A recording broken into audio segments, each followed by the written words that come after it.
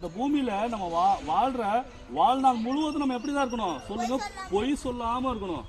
சரிங்களா?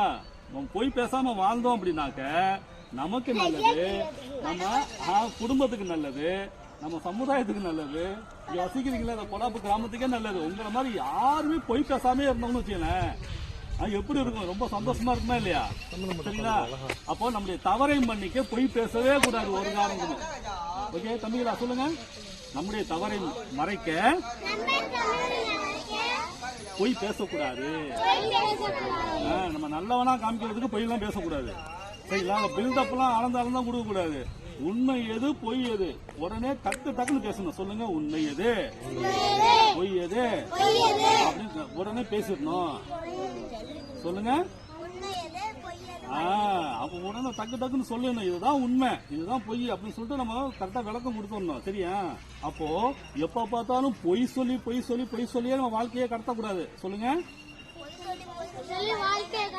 அது ஒரு நாளும் எந்த விதத்திலும் நமக்கு ஆசீர்வாதத்தை கொண்டு வராது, உயர்வை கொண்டு வராது. சரிங்களா?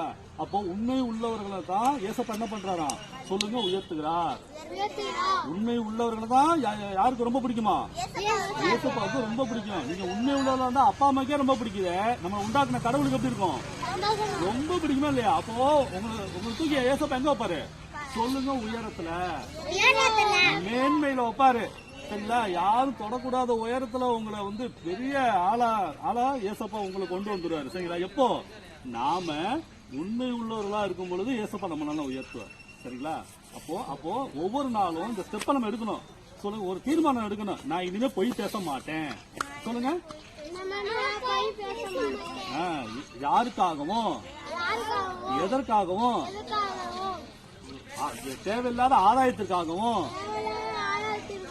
நான் பொய் பேச மாட்டேன் அப்படின்னு நான் தீர்மானம் எடுக்கிறேன். ஏசப்பா எனக்கு உதவி செய்யுங்க. இந்த தீர்மானத்துல நான் வெற்றி பெற எனக்கு உதவி செய்யுங்க. Thank you Jesus. கை தட்டுங்க. சரி, ஒரு மனப்பாடம் கத்துக்கலாமா?